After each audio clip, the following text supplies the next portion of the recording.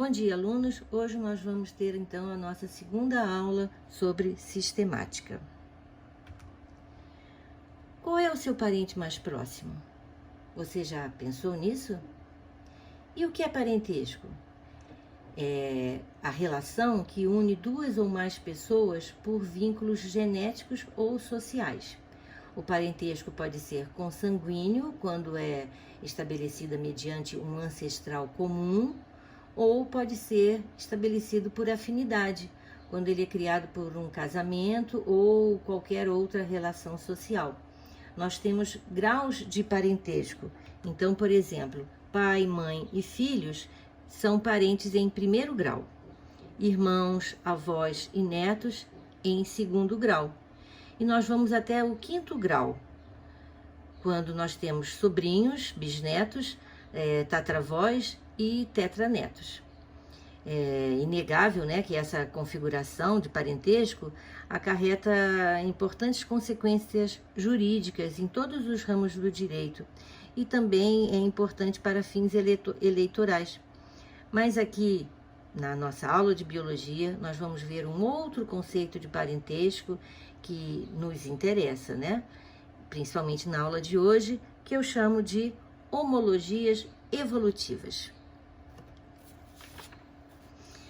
Em termos biológicos, homologias evolutivas se refere às estruturas que têm a mesma origem embrionária e desenvolvimento semelhante de um ancestral comum, podendo exercer diferentes funções em diferentes espécies, tá? Então, por exemplo, os processos de desenvolvimento que levaram a produzir, por exemplo, as asas do ancestral, como o pterodáctilo, ou as asas de um morcego e as asas de uma ave, não precisam ser totalmente homólogos, isso é, porque apesar de serem homólogos em níveis estruturais, as maneiras, isso é, as formas de formação desses membros podem ser mudadas em animais com ancestrais próximos. Então, neste exemplo, vemos que os membros possuem a mesma origem ontogenética e filogenética, porém podem ter funções diferentes. Daí, nós vemos dois conceitos: órgãos homólogos e órgãos análogos. Os órgãos homólogos, apesar de terem origens embrionárias semelhantes, podem desenvolver diferentes funções. Temos aqui o exemplo das asas dos morcegos, que são adaptadas ao voo, né? E as nadadeiras peitorais dos golfinhos, que são adaptadas à natação. A teoria da evolução explica a semelhança entre órgãos homólogos pelo fato deles terem sido herdados de um ancestral comum de um grupo de espécie. As funções diferentes que eles podem ter são explicadas pelo fato das espécies terem se desenvolvido ao longo da evolução, isto é, cada uma teve um desenvolvimento de um modo de vida particular, né? E essa diversificação dos órgãos homólogos é resultante da adaptação a modos de vida diferentes e é denominada divergência evolutiva. A evolução divergente é quando uma espécie acaba gerando duas ou mais novas espécies por diversos fatores ambientais e também fatores sociais. E esse fenômeno faz com que as espécies geradas compartilhem semelhanças anatômicas e morfológicas. Já os órgãos análogos desempenham funções semelhantes, porém têm origens completamente diferentes. Um exemplo é a asa dos insetos e as asas das aves, né? Ambas têm funções de voar, apesar de terem origens embrionárias completamente diferentes. Os órgãos análogos são estruturas que aparecem de forma independente em diferentes grupos de organismos e são adaptações a modo de vida semelhante. Um outro exemplo que nós vemos aqui no slide é a forma hidrodinâmica do corpo de um golfinho e de um tubarão. Porque esses dois animais, né, o golfinho, um mamífero, e o tubarão, um peixe, eles se desenvolveram independentemente e em diferentes espécies, em funções de sua adaptação ao ambiente aquático. Então, neste caso, nós vamos falar em convergência evolutiva. A evolução convergente é quando duas ou mais espécies que não têm grau de parentesco ou ancestral comum próximo se assemelham estruturalmente e fisiologicamente entre si, né, devido às condições ambientais semelhantes em que vivem. Isso é, são formadas apenas por conta da mesma condição do ecossistema a qual estão sujeitas. Vamos falar então agora outros dois termos muito importantes: anagênese e cladogênese. Anagênese é quando uma espécie sofreu mutações, mas permanece a mesma espécie. A anagênese refere-se a microevoluções, isto é, se refere a transformações progressivas de uma espécie com mudanças graduais que levam à adaptação evolutiva. Essas modificações graduais podem ocorrer por mutação, por recombinação gênica ou por seleção natural e vai privilegiar uma espécie e não a outra. Aqui temos um exemplo típico, que é o caso das mariposas na Inglaterra, onde a forma mais comum desse animal era o animal que tinha as asas brancas. E aí, o que aconteceu? Durante a Revolução Industrial, a versão de cor escura, que se misturava mais facilmente com a casca das árvores, que estava cheia de fuligem, né, por causa da Revolução Industrial, se reproduziu mais, e aconteceu que na década de 50, 90% de todas as mariposas na região próxima a Manchester estavam escuras e não mais brancas. Os cientistas descobriram que essa mutação era devido a um gene saltador, né? Ele que foi responsável por essa variação de cor marrom. E como esse tipo de asas mais escuras, né, marrom, se camuflava mais facilmente, ele escapava assim dos pássaros e chegavam à fase de reprodução, se reproduziam e passavam essa característica aos seus filhotes, enquanto que as mariposas de asas brancas, que eram presas mais fáceis, né, quando estavam pousadas nas árvores, eles, por serem mais visíveis, eles não eram capturados pelos pássaros, então não chegavam a se reproduzir e, consequentemente, não passavam essa característica para seus descendentes, tá? Já a cladogênese é um acontecimento que determina a separação de duas populações diferentes, tá? Na cladogênese precisa ter uma separação geográfica entre as espécies, por exemplo, um terremoto que racha uma ilha, ou um rio que mudou o curso, qualquer fato físico que separe as duas populações. E aí, com o passar dos anos, essas populações não conseguem mais se cruzar, porque não se encontram mais e mais, e a cada uma vai sofrer, então, mutações diferentes, se tornando duas espécies diferentes. Um cientista que observou muito esse fato foi Charles Darwin, né? Que ele observou esse fato nos bicos dos pássaros das ilhas que ele visitou na sua expedição. Mas nós vamos falar sobre o Darwin mais para frente, beleza? E agora vamos falar desse exemplo aqui do caracol. Então, no primeiro quadrinho aqui, primeiro desenhozinho, nós tínhamos uma população da espécie A que se reproduzia, pá. E aí, o que aconteceu? Uma barreira geográfica separou duas populações. E, então, aconteceu uma cladogênese, um fato que, uma barreira geográfica que impediu que essas duas populações se cruzassem, se encontrassem. Ao longo de milhares de anos, isso pode levar milhares de anos e certamente levará milhares de anos, essas populações, que eu vou chamar de espécie B e espécie C, se transformaram em duas espécies. Por quê? Porque esse grupinho aqui amarelinho sofreu suas mutações e o grupinho marronzinho também sofreu várias mutações.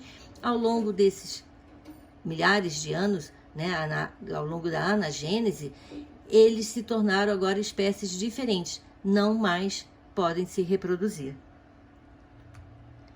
E agora vamos a alguns termos. Por exemplo, plesiomorfia, que é uma característica primitiva que estava presente no ancestral comum. Por exemplo, temos as serpentes, né, que num passado remoto possuíam patas. Então, essa é uma plesiomorfia. Isso é uma característica presente no ancestral e que não está presente no animal atual. Então, as serpentes atuais não possuem patas mais, né? Já as apomorfias são características derivadas, isto é, que já sofreu mudança, uma característica que já sofreu mudanças. São novidades evolutivas derivadas de um outro traço que pertencia a um táxon geneticamente próximo ao ancestral. Uma apomorfia é uma característica recente que corresponde a uma inovação em relação a uma característica de uma espécie ancestral. Então, um exemplo, nos mamíferos temos o pelo, que apareceu muito recentemente, né? E apenas nos mamíferos, assim como as glândulas mamárias e também os 3 ossinhos no ouvido médio. E um outro exemplo é o polegar opositor, presente em primatas, que não é encontrado em nenhum outro grupo de mamíferos, tá?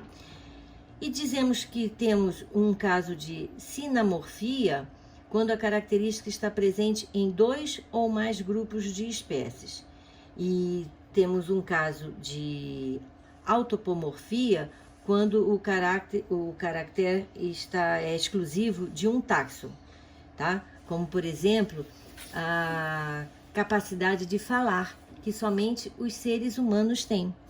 E aí eu vou falar para vocês uma curiosidade. Vocês sabem quando a espécie humana pôde desenvolver a fala? Vamos pensar um pouquinho. Chegaram a alguma conclusão? Eu vou dar a resposta, né? Porque a gente, infelizmente, não está podendo interagir. Imagine os nossos ancestrais, não necessariamente do gênero Homo. Para que os nossos ancestrais usavam a boca? Para segurar objetos. Por quê? Porque nós usávamos os 4 membros para caminhar. A partir do momento em que nós nos tornamos bípedes, os nossos ancestrais, né, se tornaram bípedes, a boca ficou liberada. Com a liberação da boca, pôde haver o desenvolvimento dos órgãos relacionados à fala. Então, eu acho esse fato, né, essa curiosidade bem interessante. Então, vamos ver aqui um exemplo de apomorfia. Então, eu inventei esse bonequinho aqui, que eu vou chamar de Blue, que é um grupo extremo, né, que vai originar outros tantos A, B e C. E aí surgiu uma sinapomorfia, que são as anteninhas. Então, todos, a partir dessa característica que surgiu, todos terão as anteninhas. Depois surgiu uma outra sinapomorfia exclusiva do grupo B e do grupo C, que são os dedinhos nas patas. Então, o grupo B e o grupo C terão essa característica. E como é que eu vou diferenciar aqui o grupo B do grupo C? Veja o narizinho deles, gente, é diferente, ó. Então, são espécies diferentes, tá bom? Então, eu posso fazer uma anatomia comparada, comparando as características que foram surgindo ao longo dos milhares de anos de evolução de um ancestral comum aqui, que eu vou chamar esse bichinho de Blue. E aí eu posso criar cladogramas. Então, o que são cladogramas? Cladogramas, que antigamente a gente chamava de árvore filogenética, também pode receber esse nome, né?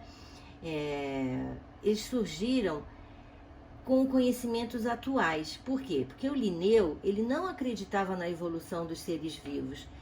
Para ele, o número de espécies era fixo e foi determinado por Deus no momento da criação. Apesar dele conhecer os fósseis, o Linneu considerava que eram simplesmente evidências da extinção de espécies criadas no início dos tempos, né? Então, ele não procurava estabelecer relação de parentesco entre os seres fósseis, né, que já existiram um dia, e os seres atuais.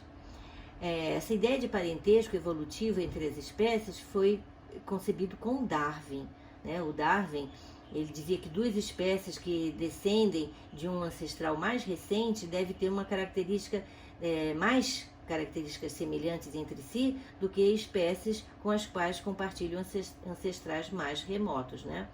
E os conhecimentos atuais dão suporte a essa ideia, né, que todos os seres vivos compartilham ancestrais comuns que viveram há mais de 3 bilhões de anos, tá? Então, o processo evolutivo continua atuando nesses bilhões de anos, né? E é o responsável pela biodiversidade observada nos dias de hoje. Esses cladogramas, né, essas árvores filogenéticas, então são diagramas que representam as relações de parentesco evolutivo entre os grupos de seres vivos. E por que são chamadas de árvores também? Porque consistem de linhas que se bifurcam sucessivamente como os galhos de uma árvore. E nesse esquema, né, nesse cladograma, a divisão de um ramo em dois indica que uma espécie ancestral naquela época, naquela etapa do processo, separou em duas novas espécies. E cada espécie atual representa a ponta de um ramo da árvore ou do cladograma.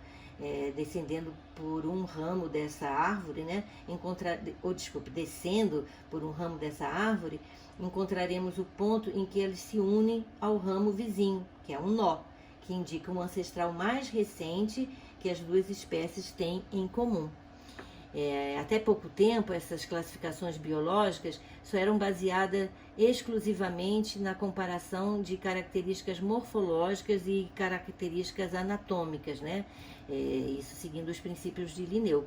Porém, nos últimos anos, a taxonomia vem sendo muito desenvolvida e empregando técnicas avançadas de biologia molecular.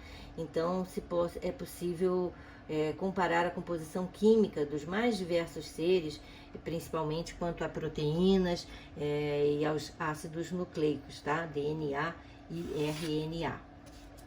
Certo? Continuando, então, vamos explicar agora um exemplo desse cladograma aqui de alguns filos animais. Então, acreditam os cientistas que os animais, né, o reino animal, ele deu início, né, com um protista flagelado, que por algum momento resolveu se unir a outros semelhantes.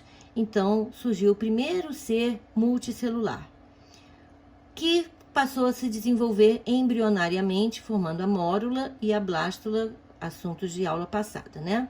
E aí houve a possibilidade da formação do primeiro grupo de animais, o grupo porífero, né, as esponjas, que são parazoários, isso é, não tem a divisão a nível, a organização a nível de tecido, e aí eu tenho animais que se alimentam por filtração. Com a formação da gástrula, eu vou ter animais eumetazoários, os eumetazoários já são animais que têm a organização a nível de tecido. Mas eu tenho, por enquanto, animais diblásticos, que são os quinidários. Só tem ecto e endoderma. Com o surgimento da mesoderma, eu tenho agora animais triblásticos, de simetria bilateral. A simetria bilateral, que nós já vimos nas aulas passadas, é a possibilidade de eu dividir um animal ao meio, né? E aí eu ter duas partes, lado direito e lado esquerdo, semelhantes. Protostômios são aqueles animais em que o blastóporo vai originar a boca. Por enquanto, eu tenho seres acelomados. Seres acelomados, então, não têm celoma. Toda a sua cavidade é revestida por mesoderma, que são os plateumintos. Com o surgimento de um pseudoceloma, eu tenho animais pseudocelomados, pseudo falso, um celoma falso. A definição de celoma é uma cavidade que é revestida externa e internamente por mesoderma. Nos pseudocelomados, eu só tenho mesoderma externamente, são os nemateumintos. Com o aparecimento do celoma verdadeiro, eu tenho animais celomados, a partir dos moluscos, então os celomados. A metameria surgiu e vem essa característica, né, que os animais, a partir dos anelídeos, né, todos os animais, pelo menos em uma fase de sua vida, são divididos em metâmeros, em anéis semelhantes. E eu tenho aqui os artrópodos, né, que o primeiro grupo que apresenta um esqueleto, no caso é um exoesqueleto, um esqueleto externo. Aí aqui eu tenho dois grupos de animais já metamerizados, os equinodermas e os cordados, que são deuterostômios, porque o blastópolo vai originar o ânus. Os equinodermas, né, as estrelas do mar, têm uma simetria bilateral quando larva, porém, quando adultos, né, tem uma simetria radial, pentarradial, né, que é chamada uma simetria secundária. E por fim, a notocorda surgiu e possibilitou o aparecimento dos cordados. E aqui esse cladograma, bem resumido, né, explica a formação dos vegetais. Então, acredita-se, né, que o vegetal foi originário de um tipo de alga, né, as clorofíceas, né, que são muito semelhantes aos vegetais, onde o embrião multicelular se tornou dependente do organismo materno, tá, da sua genitora.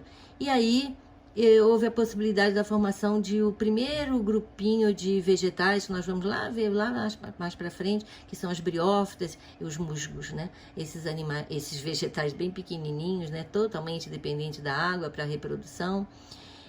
Com o surgimento dos vasos condutores de seiva, xilema e floema, os vegetais puderam crescer, e cresceram bastante, e são as pteridófitas, né? O exemplo aqui é a samambaia. Depois surgiu a semente, né? Que vai abrigar e nutrir o embrião. Houve a possibilidade do aparecimento das gimnospermas, gímino, nua, esperma, semente, semente nua, isso é, desprotegida, sem o fruto. Com o surgimento do flores e frutos, houve a possibilidade da formação das angiospermas. Anjo, proteção, esperma, semente, semente protegida. Protegida por quem? Protegida pelo fruto.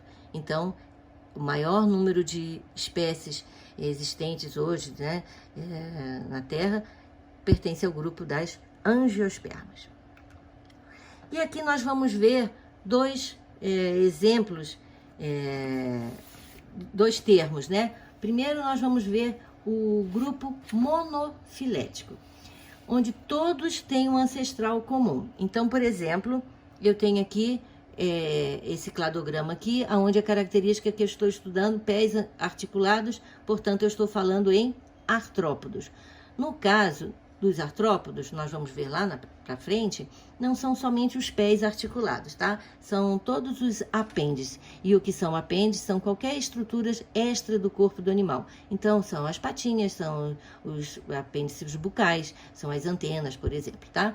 E eu tenho aqui três grupos. Queliceratas é o grupo das aranhas, dos escorpiões, que eles possuem quelícera. A quelícera é um órgão que é utilizado para injetar a peçonha na sua presa, tá? Que as aranhas usam.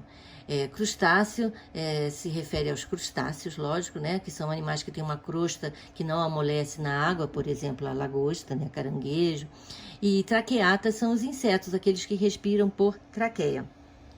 Esses são grupos, então, monofiléticos, isso é, tem um ancestral comum, um ancestral que tem mandíbula. Agora eu tenho o grupo polifilético, que são espécies que têm vários ancestrais. Por exemplo, eu estou estudando aqui quirópteros e insetos. São animais que voam, né? Morcegos e insetos, eles voam. Porém, apesar de os dois se locomoverem da mesma forma, eles têm ancestrais bem distintos, né? Então, são grupos polifiléticos. E agora eu vou falar em grupo parafilético. Vamos ver esse exemplo aqui. O grupo dos répteis não inclui as aves. Então, aqui o grupo dos répteis que excluiu as aves. Então, apesar das aves serem descendentes dos répteis. Se as aves fossem acrescentadas nesse grupo aqui que eu pintei de verde, ele ia se tornar um grupo monofilético, porque aí teria um ancestral comum. Então, chamamos de grupo parafilético um táxon, que inclui um grupo de descendentes de um ancestral comum, em que estão excluídos vários descendentes, no caso aqui as aves, desse animal, porém, nem todos eles, né? Então, neste caso, as aves foram excluídas as aves foram excluídas, então esse aqui é um grupo parafilético. Então, se eu vir aqui esse desenho, eu vou observar que o amarelinho, cadê o cursor? O amarelinho é um caso de um grupo monofilético, onde eles têm um ancestral comum, no caso, que é um réptil. Os azulzinhos são grupos parafiléticos, porque apesar de terem surgido dos répteis, as aves foram excluídas. E aqui o vermelhinho são exemplos de grupos polifiléticos, porque têm ancestrais diferentes, tá bom? E aqui eu vou ter um exemplo de um cladograma, tipo um exercício de cladograma. Então, o que é que eu faço? Eu observo características e grupos ou espécies, o que seja, esses indivíduos eu coloco aqui. E vou observando as características. Por exemplo, esse aqui é o ancestral que deu origem a todos os outros, tá? Então, a característica 1 está presente no grupo A, no B, no C e no D. A característica 2 somente no grupo B, no C e no D. A característica 3 e 4 estão presentes no grupo C e no D, e no grupo C e no D também. E, por último, a característica 5, ela só está presente no grupo D. Por isso, ela é exclusiva do grupo D. E agora vamos falar um pouco sobre Darwin. O Darwin foi um cientista que, em 1859, 100 anos antes de eu nascer, ele lançou um livro que ele se tornou, assim, a base para a teoria evolucionista. O nome do livro é A Origem das Espécies. Ele criou, então, o evolucionismo. Essa teoria diz que, à medida que a Terra era colonizada pelos primeiros seres vivos, as espécies se diversificaram, originando outras. E muitas espécies se extinguiram e outras perpetuaram até hoje. E esse processo teve início há 3,5 bilhões de anos e continua até hoje, né? As principais evidências da evolução que os cientistas apontam são a adaptação.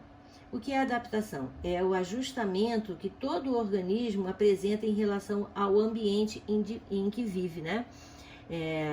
Essa adaptação, ela se explica da seguinte maneira, né? Um indivíduo de população apresenta diferenças genéticas entre si e portadores de características adaptativas que tendem a ter maior chance de sobreviver e de deixar descendentes. Então, a seleção natural age privilegiando os mais aptos. Não é que o mais apto desenvolva aquela característica, não é isso. É o ser que tiver aquela característica que o torne mais apto a viver naquele ambiente, naquela época, ele vai se reproduzir e assim ele vai transmitir essa característica a seus descendentes. Outra evidência são os fósseis, né? Os fósseis são vestígios que são deixados, né, em épocas remotas, né? E pode ser fezes petrificadas, pode ser pegadas, pode ser animais que foram conservados no gelo. E esse fenômeno de fossilização é muito difícil, é muito raro, porque assim que o ser vivo morre, entram em ação agentes decompositores, né? Principalmente bactérias e fungos que vão decompor esse cadáver, né, possibilitando a reciclagem da matéria na natureza. Então, esse fenômeno de fossilização pode acontecer quando um cadáver é coberto por sedimentos, como areia, argila, né, e geralmente acontece em ambientes alagados. E os sedimentos são depositados e podem compactar e originar o que os geólogos denominam como rocha sedimentar. E no interior da rocha, os vestígios dos organismos podem se preservar e podem vir a formar um fóssil, tá? Outra evidência, nós já falamos, né, anatômicas da evolução, né, de órgãos análogos e homólogos, já falamos. A outra evidência são evidências moleculares, né? Evidências bem estudadas bem atualmente, né? E pela análise comparativa de proteínas e de ácidos nucleicos, né? Pode-se comparar as semelhanças anatômicas entre certos organismos, né? E um exemplo é a comparação da sequência de aminoácido citocromo C, que nós vamos ver mais para frente com detalhes, tá? E por último, um fenômeno muito interessante que é a especiação, que é a formação de novas espécies, tá? E ela é uma etapa fundamental da evolução e foi esse motivo que Darwin deu o nome a seu livro, né, A Origem das Espécies. O Darwin, ele foi um cientista inglês, né, que causou muito espanto, né, na sociedade e na comunidade científica quando ele lançou o seu livro. Ele viajou por 5 anos no navio HMS Beagle como geólogo, como botânico. Inclusive ele esteve aqui no Brasil. Ele visitou as Ilhas Galápagos e ele teve um papel científico tão importante que ele é considerado uma das maiores personalidades da história. E por isso ele foi uma das 5 pessoas não ligadas à família real a ter um funeral de Estado no século XIX. Ele, então, é o pai da evolução. Um cara muito sacador mesmo. E por último, nós vamos fazer aqui um resumo bem pequenininho, bem resumidinho, do que nós vamos estudar daqui para frente, que são os 5 reinos que nós vamos estudar. Então, o reino das bactérias, representado pelas bactérias e cianobactérias, são seres unicelulares procariontes, isso é, não possuem a membrana nuclear, que quanto à nutrição são heterótrofos ou também autótrofos. As árqueas, que são seres que vivem em condições extremas, né? As halófitas, as termoacidófilas, por exemplo, são seres unicelulares, procariontes também. Nós temos heterótrofos e também temos autótrofos. Os protoctistas, que são as algas e os protozoários, eu tenho unicelulares e pluricelulares, já são seres eucariontes, isso é, já tem a membrana nuclear. Veja que há uma diversificação enorme nesse grupo, né? Eu tenho seres heterótrofos e também autótrofos. O reino fungo, que é o reino mais novo, né? Um exemplo é os cogumelos, né? As leveduras, os bolores, né? Os fungos, né? São seres unicelulares ou também pluricelulares, também são eucariontes e eles são heterótrofos, porém eles fazem absorção ou fermentação. O reino vegetal, composto pelos musgos até as angiostermas, né? Por exemplo, a laranjeira, são seres pluricelulares, eucariontes e são autótrofos. E por fim, o reino animal, aqui alguns exemplos, né? Esponja, lombriga, minhoca, aranha, sapo, cachorro, você, somos seres pluricelulares, eucariontes e também somos heterótrofos e temos a nossa nutrição por ingestão. E um caso à parte que nós vamos começar na aula que vem é o grupo dos vírus. Vamos começar discutindo, aliás, se são seres vivos ou não. Então, até a próxima!